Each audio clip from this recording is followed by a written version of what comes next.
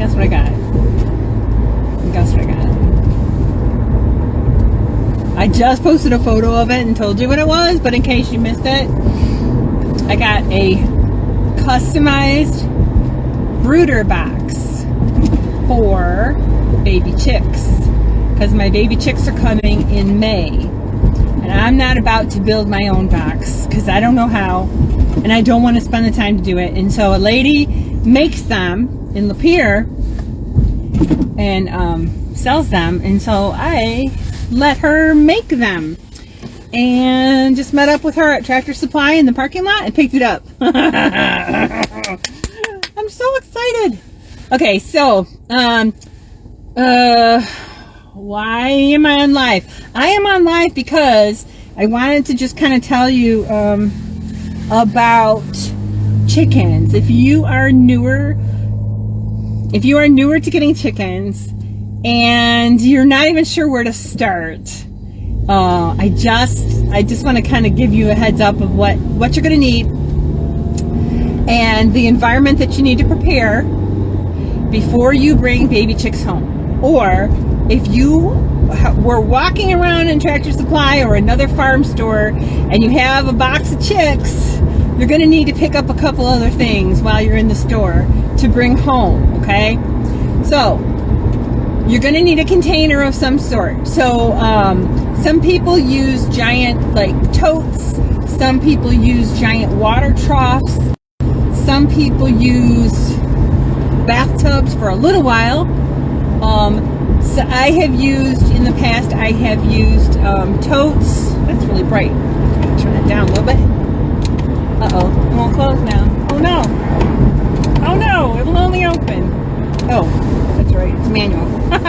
Okay, in the past, I have used like Rubbermaid totes, the big ones, to contain them. They need to be, the sides need to be at least 2 foot tall, because the chicks can kind of jump, and as they get older and they get more feathers on their bodies, they actually can fly up, and you will see them resting on the ledge of whatever container you have.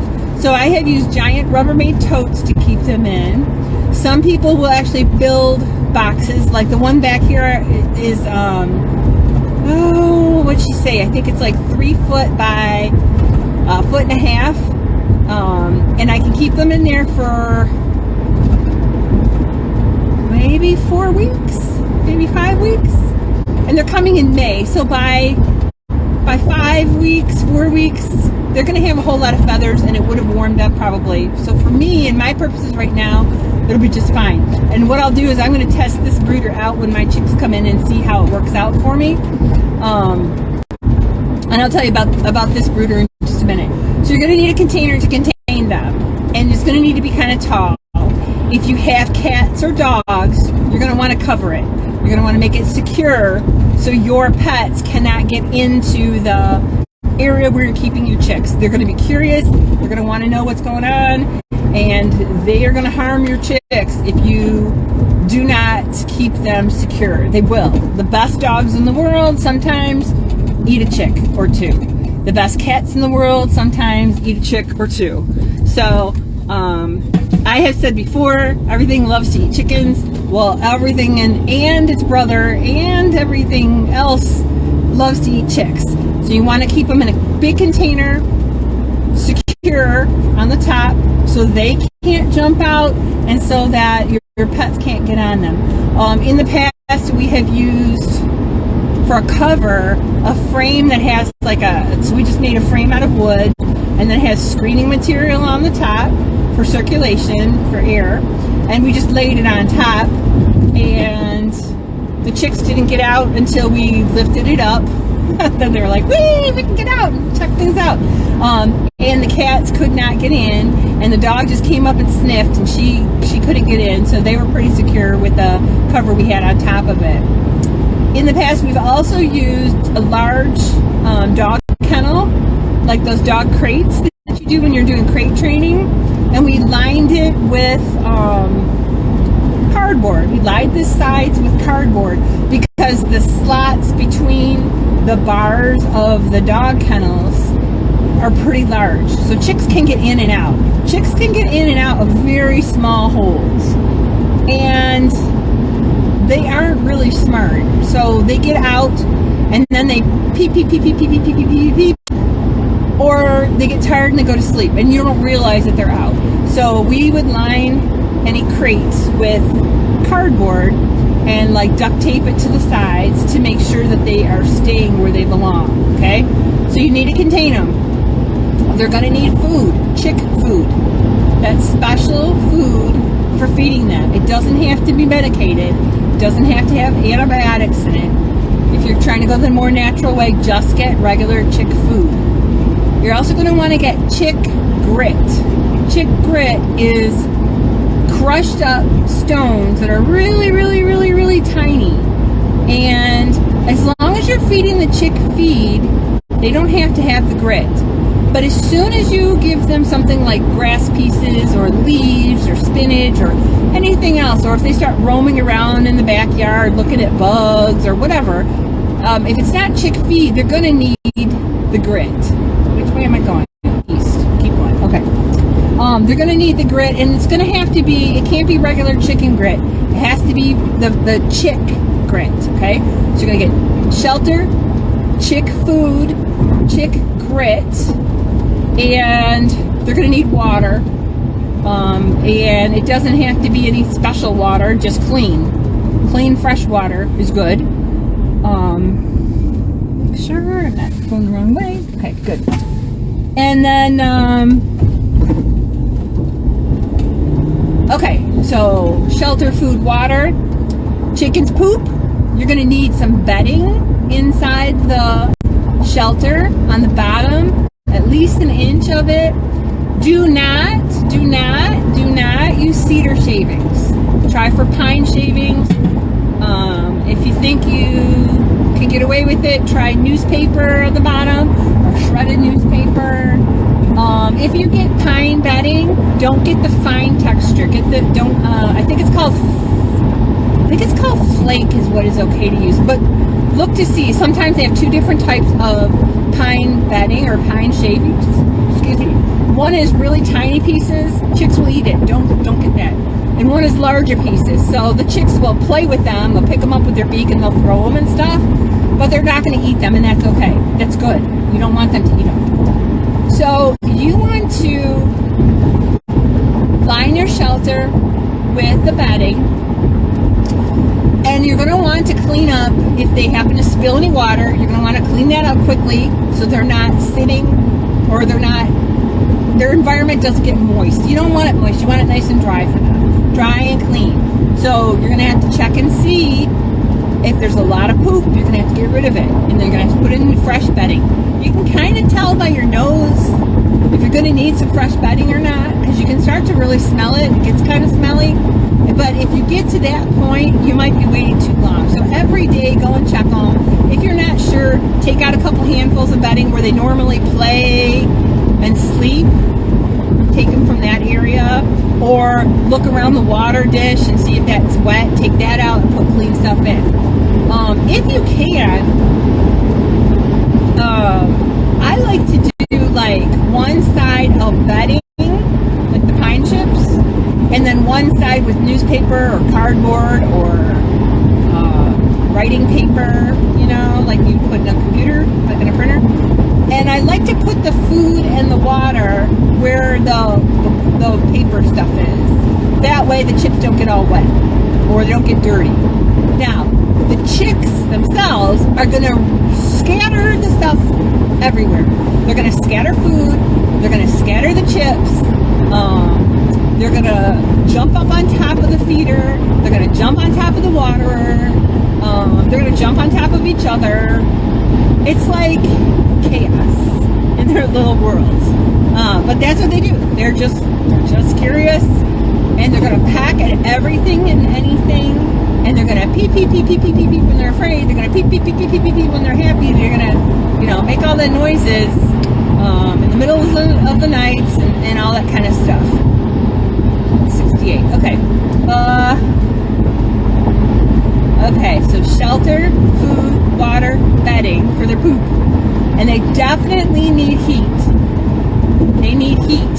When you bring home those baby chicks, or if you mail order chicks, when they mail order chicks, those chicks are freshly hatched and they send them through the mail, and they can be without extra food and water for like 3 days. So if they say you have a package at the post office, go get it. As soon as you hear that message, get it, bring them home. But before you bring your chicks home, have your shelter, your food, your water, your bedding, have that all ready to go, and your heat source, which I haven't talked about yet. Have that ready to go, just like you would a new baby that you know is coming, okay? Just like you'd prepare a nursery. Have all that stuff ready to go first, and then bring your chicks home. But don't wait. Like if the post office says they have a package for you and it's making a lot of noise, get it. Bring it home and take care of them. And then when you bring it home, you're going to need to take your chicks, likely, 1 or 2 chicks probably, and you're going to pick them up carefully, and you're going to dip their little beak in the water. Maybe once, maybe twice, set them down, and then you're teaching them where the water is. When 1 or 2 chicks learn where the water is, all the other chicks learn it. So don't worry that all the chicks don't know yet. They will learn it. They'll pick it up for their brothers and sisters. That's just how that works. The feed, you can act like a mother hen. When a mother hen finds food for the chicks, she like kind of clucks at them and she pecks at it. So what you can do is when you have the feed dish, or even the grit dish, when it's time for grit, when you think they need to be introduced to grit, the grit dish has the food in it, and you just kind of peck in it. Just keep pecking it until the chicks come over, because they will. And like I said, if 1 or 2 of the chicks learn where the feed is, and they come and they learn, all the other chicks will learn it. They're really good at that. So not everybody has to know right away. Don't panic. The others will pick up on that. All right.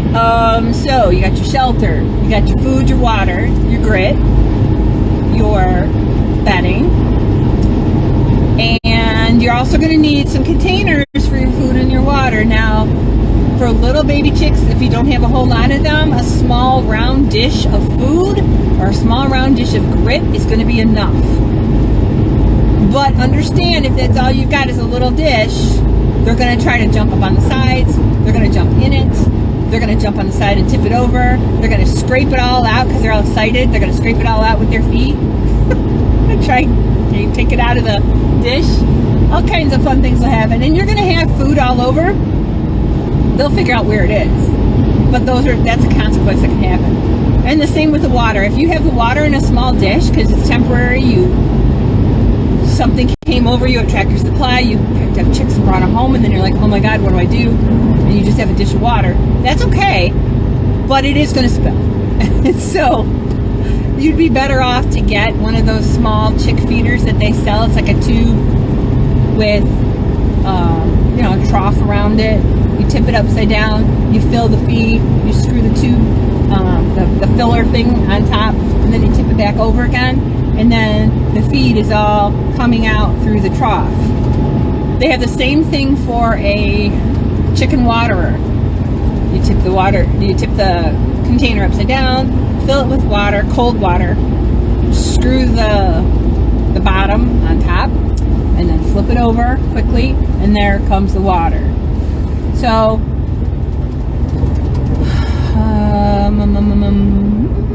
trying to make sure I know where I'm going. Yep, okay.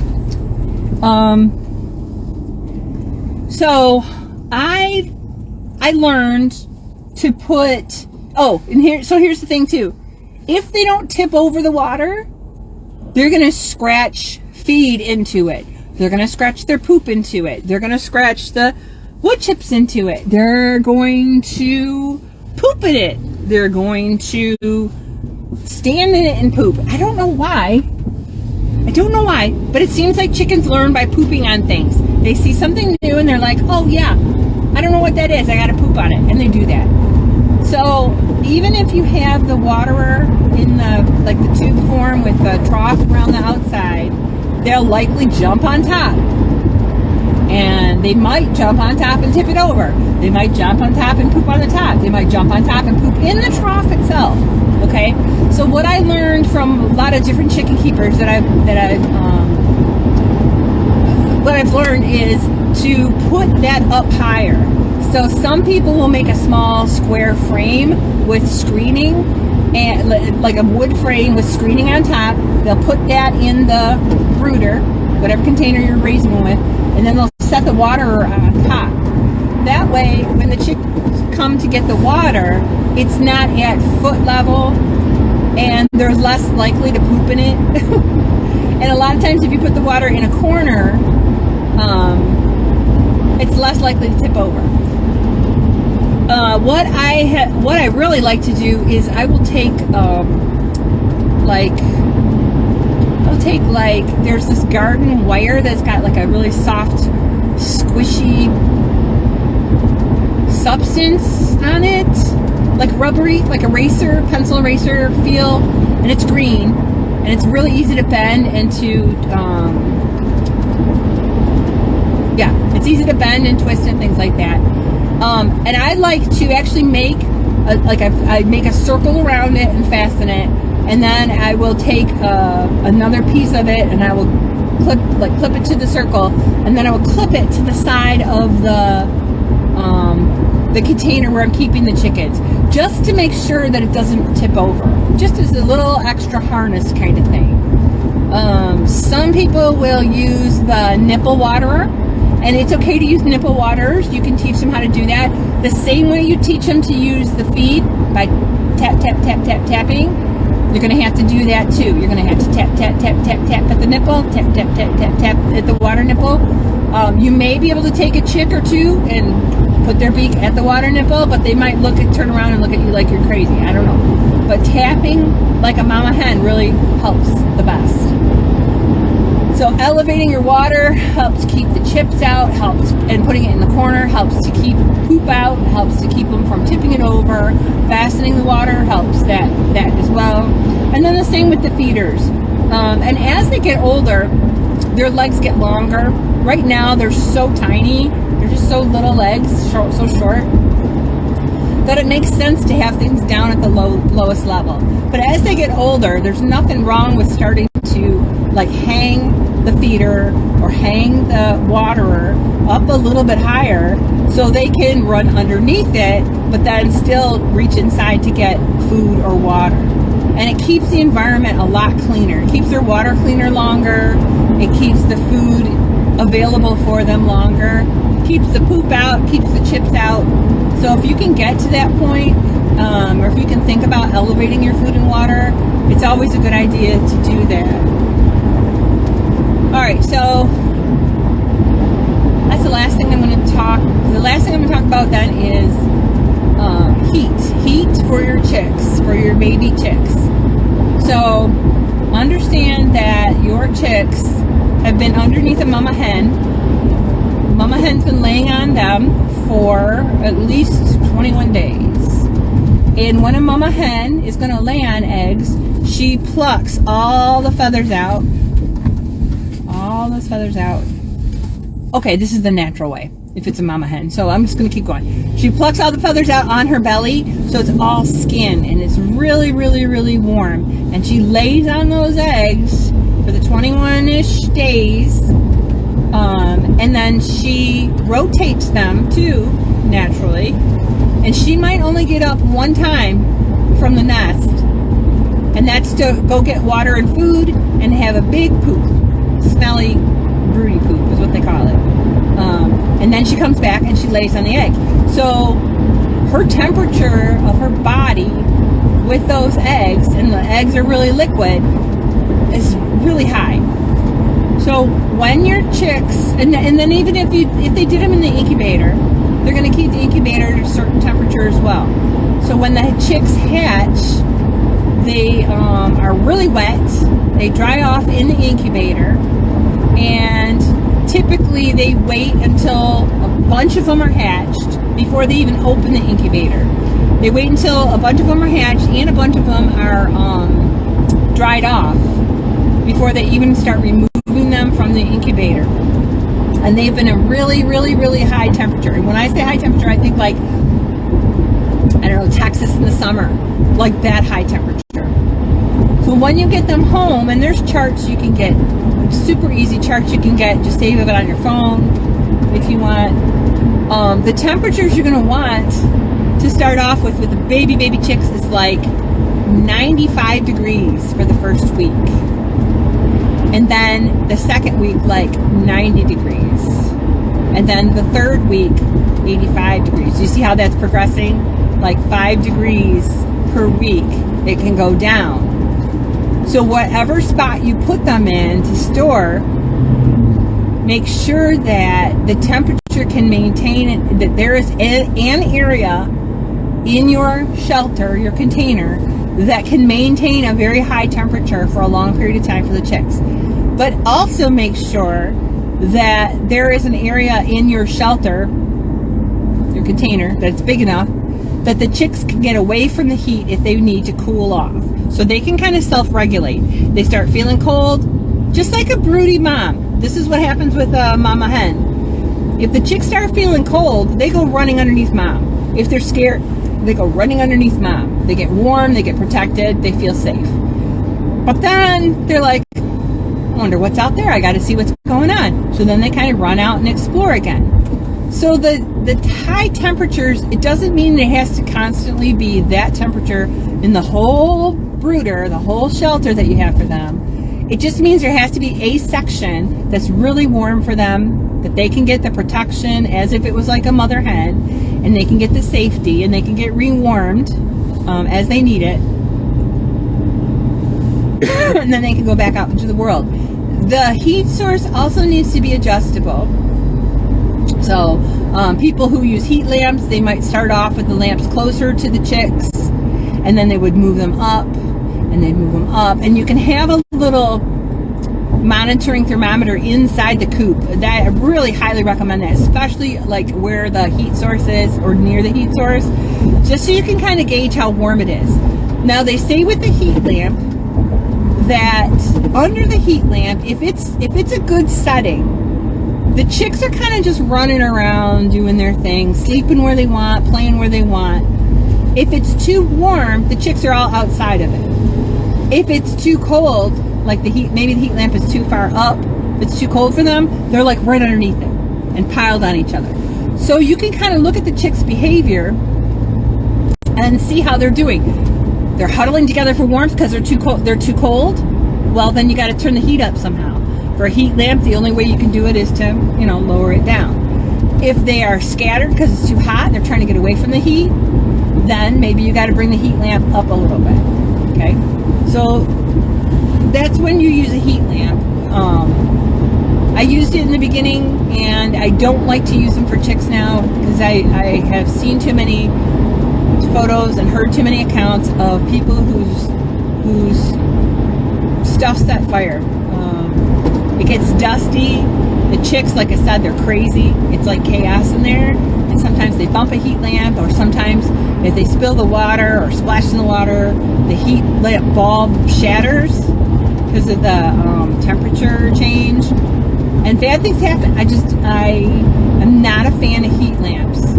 Some people use them just fine. And some people use special bulbs, and some people have like cages they use, and that's okay. If it's working for them, fine.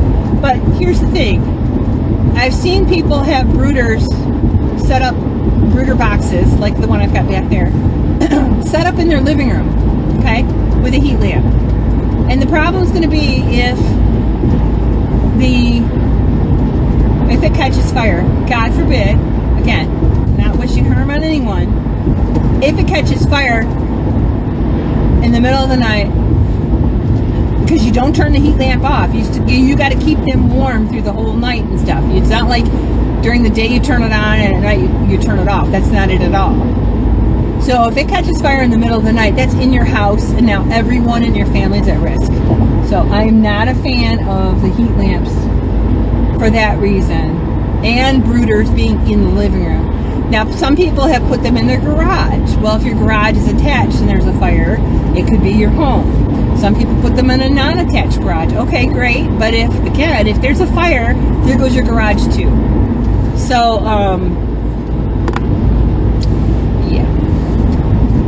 So heat lamps, I'm not a huge fan of. So Tam, so what's your big idea? How are you going to keep the chicks warm? Well, you're going to knit them little sweaters and blankets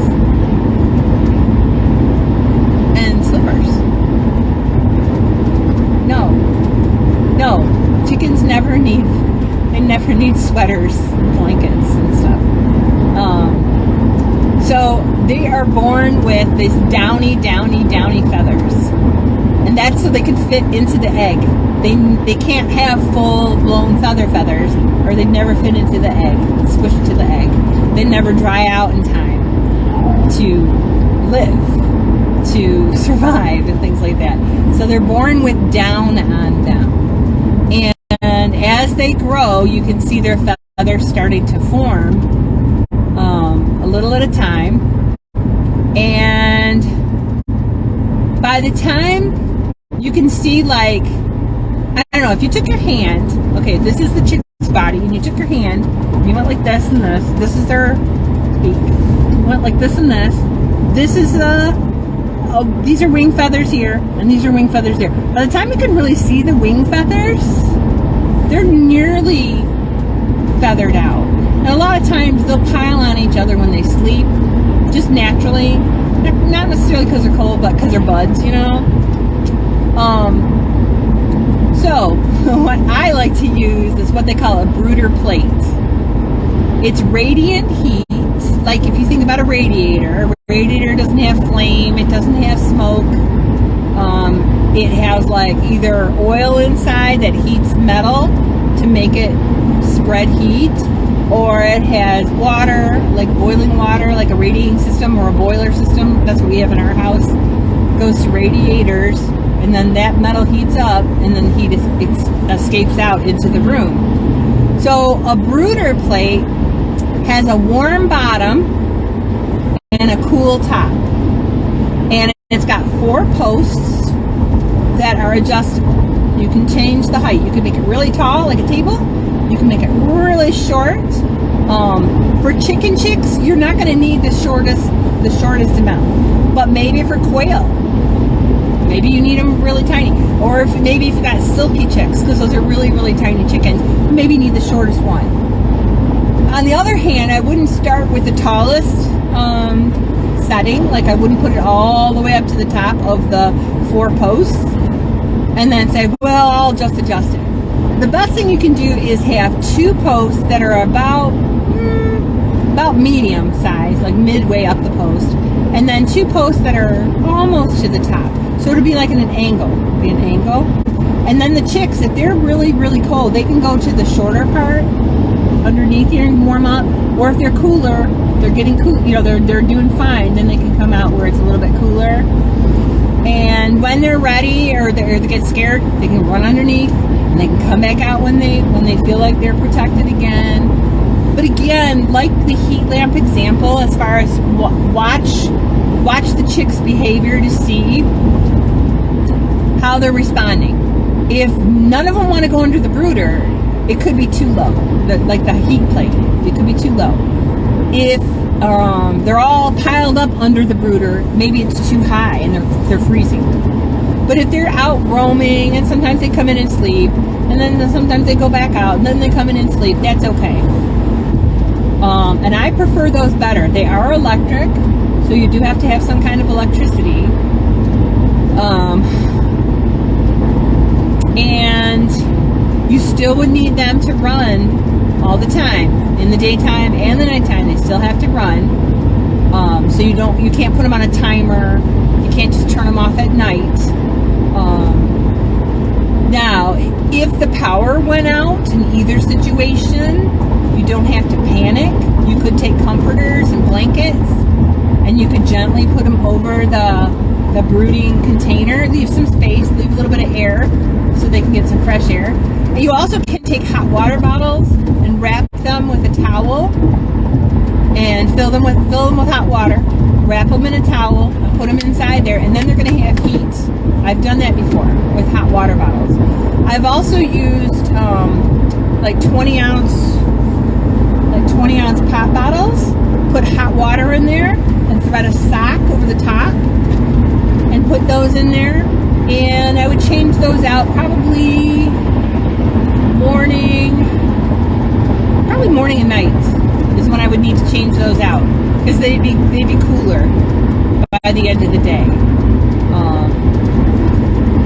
So there are ways that you can heat the coop, or not the coop. You can heat the brooder area, brooder box, brooder, whatever container you're using, if the electric goes out, so you won't have to panic about it.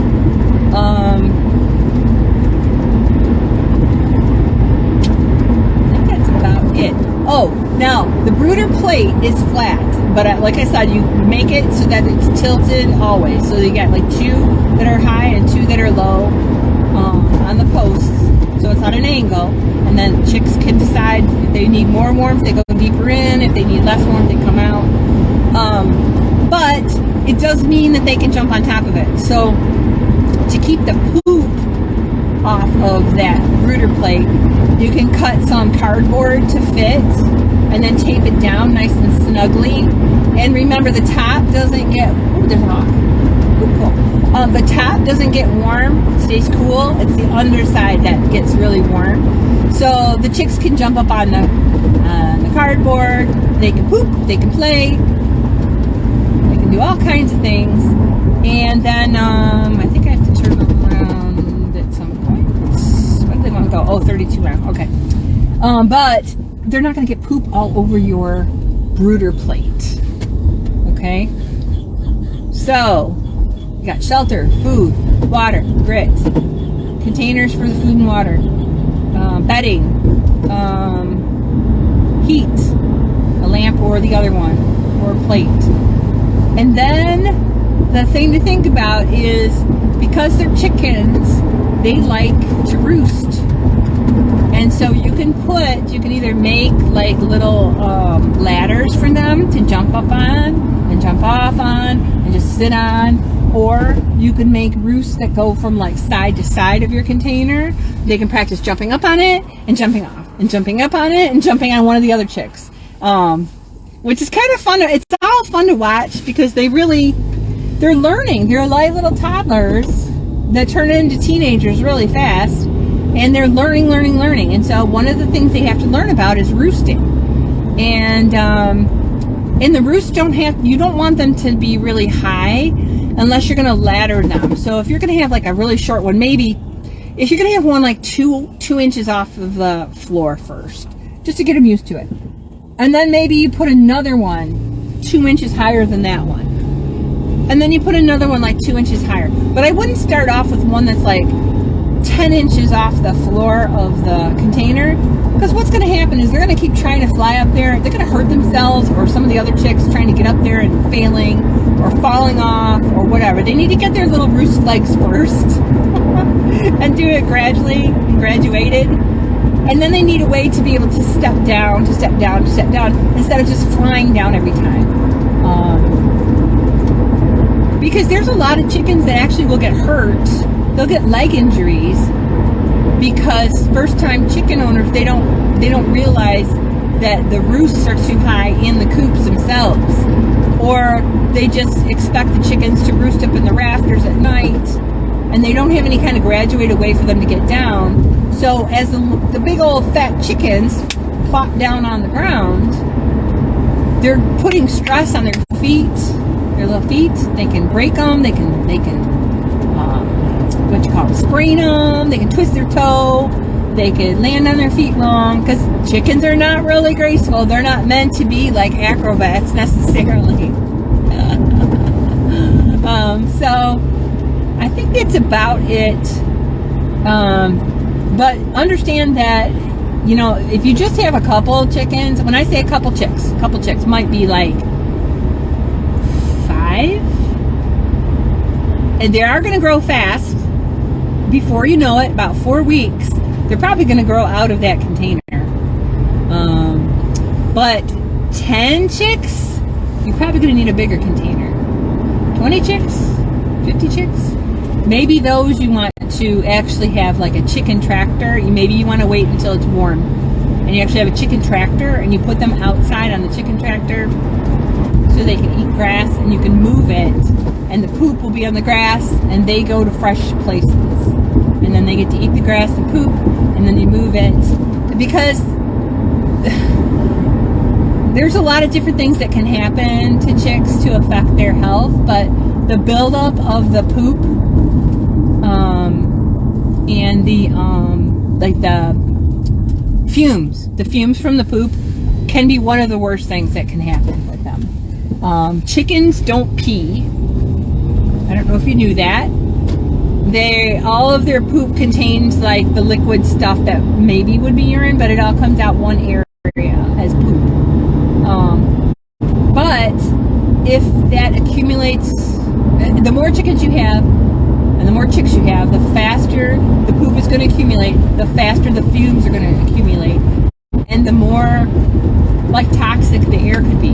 Now, if you want to test it, you can put your head in the, if you're like, man, I wonder if I should change this, stick your head in that container, in the middle of the container, and take a big old whiff. I mean, if you can really smell it and your eyes are like burning, then it's hurting your chicks, and you don't want to get to that point. But if you're not sure, then do the sniff test, the eye test, and again, if it's hurting you, it's hurting them, and you want to change that stuff out and or change to a different shelter. What I was doing the last couple of years, what I've done is I will, on nice days, I mean, like once they got bigger, maybe 3 weeks, maybe 4 weeks. If it was like, let's see, by 4 weeks, so it's 95 the first week, 90 the second week, 85 the third week, 80 the fourth week. So yeah, so if it was about 75-ish, I would put them all in a cardboard box, and I'd take them outside, and we have this long PVC frame with plastic chicken wire covered box, like a long rectangle, and I was using it to cover the strawberry beds, but we don't need to cover those now, so it's great for the chicks. So I would put food and water out there for them, and I would put them in this little shelter, and I'd have part of it covered so they had some shade or some protection or whatever. And I actually made little roosts in the ground for them, so they could roam around inside. Talking about what we do for the little ones when we take them outside, we use and then internet connection or whatever, Facebook stuff kind of glitched out, so, and then I couldn't get back on. So there is a like a cage that I made to protect the strawberries, and it's made out of PVC framing, piping, and then plastic chicken wire, and it covers the top and some sides, and the bottom's open, and we would put it over the strawberries to keep critters out, chickens out, cats out, that whatever. And so we use that for the little ones. We put food and water in there, and weigh it down so it won't blow away, and then also cover it with a little bit of a tarp, like part of it, to give them some shade and a little bit of like protection or safety spot. So like half of it will be covered, and then one of the ends are covered. And if it was a really, really sunny day, then we would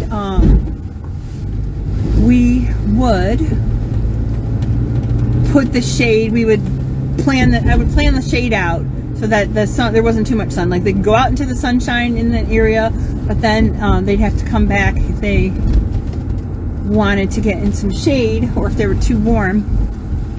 And we also would like stake it down so it wouldn't move, so the sides don't come up at all and the chicks get out, because they can get out of some pretty small spaces.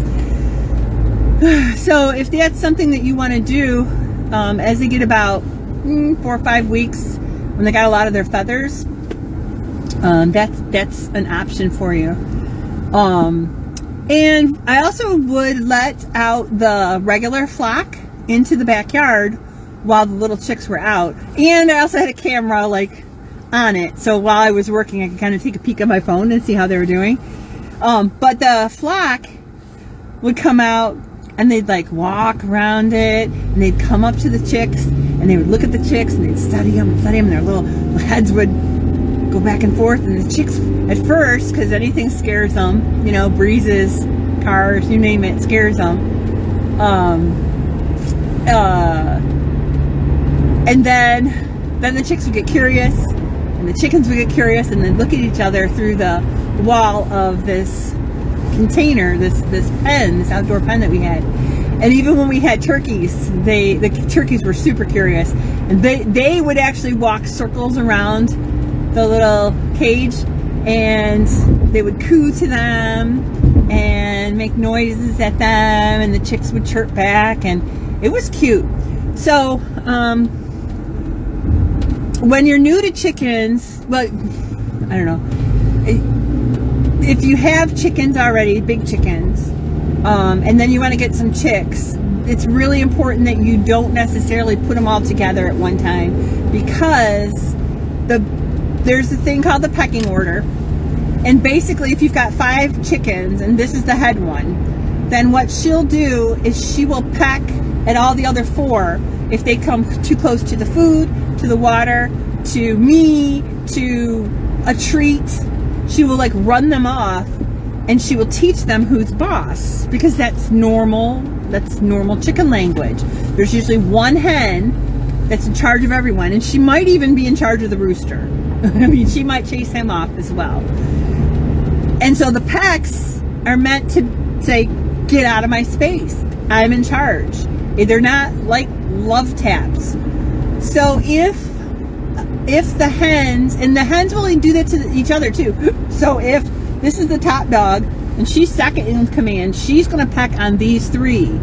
And then this one in the middle is going to peck on those 2. And they're establishing dominance, and they're establishing the pecking order. And usually the ones in the lowest of the pecking order sleep lower on the roosts, and the highest in the pecking order sleep higher on the roost, usually. Because if the lower ones get up on top of the roost, the ones in charge are going to shoo them away. They're going to make them get down so they can sleep up there. So that's normal adult chicken behavior. Totally normal. It's what they do. So if you put chicks in, small chicks with the big chickens, and one of the big chickens decides to do the pecking order because it's normal, and they peck that chick, they really can hurt it. They can hurt it. They can kill it. It could be a bad situation. So that's why you don't put big hens and small chicks together. Even when they're smaller size chicks, maybe they've grown up to 4 or 5 weeks, 6 weeks maybe. They're not full grown yet. You still got to be careful. Again, because of that pecking order, and because the adult chickens may pick on the chicks so much that, you know, that it's bad for them, and they don't get the socialization that they need. So they do recommend that as the chicks are growing, that they can see the big chickens, and that the big chickens can see the chicks, that they both can see each other like through a fence or a wall, or, you know, something like that, a barrier. They can't reach each other. But then when the kid chicks, the ones that are getting bigger, as they're getting older and almost the same size as the other ones,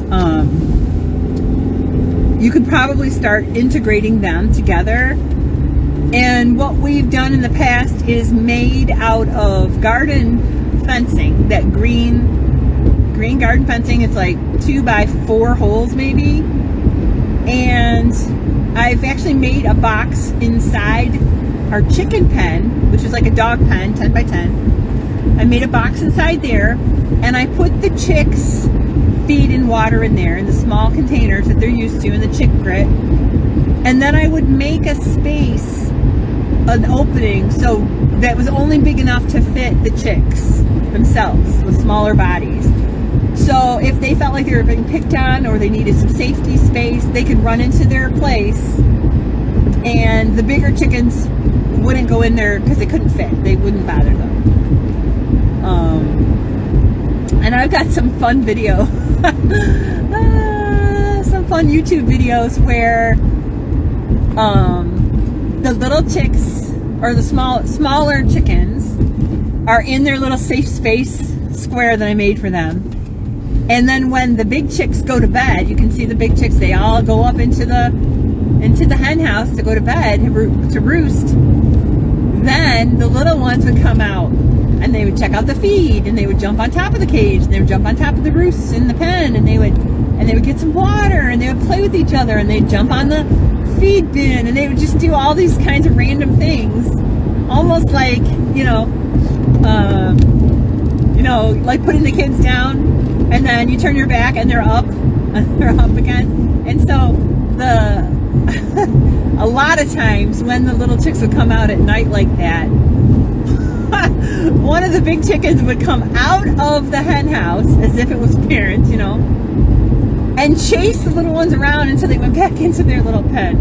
So that's something that can happen as well. Many people, if the chicks, once they're ready to integrate the flock into one big flock, and they're like, we've had enough of separating them, then what they'll do is they will wait until all the big chickens go to bed and they're in the roost, and until it's dark. And then they'll take the newer ones, the young ones, they'll put them in the hen house with them in the dark, after dark, so they all sleep together. Apparently, they say that when they wake up together in the morning, it's as if it's as if they've known each other all the time. But you still need to watch them. Just kind of keep an eye out for them, because again, you can have some older hens or even a rooster that is kind of thrown off and tries to insert itself through the pecking order, and they can harm some of the little ones. Some breeds of chickens are more aggressive than others, some are more docile than others, and if the breed that you put in, the new ones, if there's just one of that kind, a lot of times that one will get picked on. Or, as it grows up, it will be a bully for everyone else. But many times it'll get picked on if it's just the only one. If you do get a new breed in, I would suggest that you get 2 or 3 of the same kind of breed. So they come in, and they actually will hang out together. They're actually very discriminatory. And that's what I find is like, my black Marans, Midnight Majesty Marans, Majestic Marans, Midnight Majesty? I can't even remember what they're called. Midnight Magical, Majestic. Anyway, they're the ones that lay the really large dark brown eggs. And there's 3 of them now. They hang out together. Those are the 3 older ones. And actually Lenore, from the batch that Broody raised, she's another black Maran, and she gets to hang out with them when she feels like it. A lot of times she runs off with some of the smaller chicken, but then the light Brahmas, they're mostly black with mostly white with some black markings on them, and they usually hang out together. And then Heather and Olivia and even Zora, they kind of hang out together. Heather and Olivia are the light brown ones, and Zora is the one that's got like a black top part and like brown on the body, kind of. And they're the ones that lay Olivia lays white eggs, but the other 2 lay like brown or blue green eggs.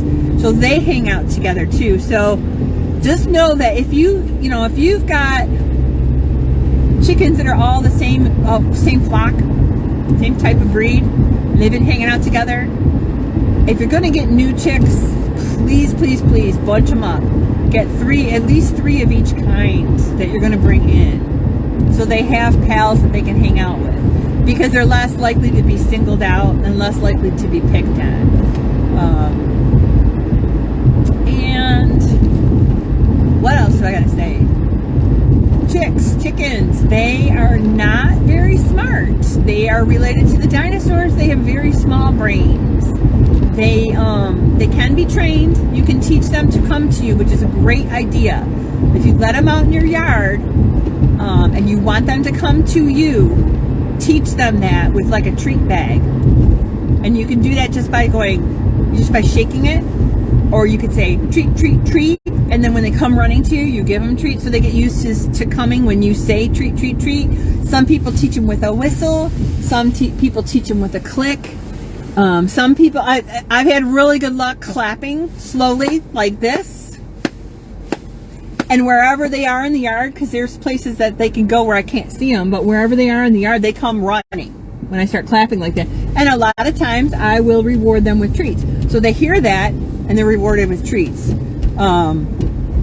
But the reason you want to train them to do that is in case there are storms coming, there is a hawk nearby, there's a wolf, a fox,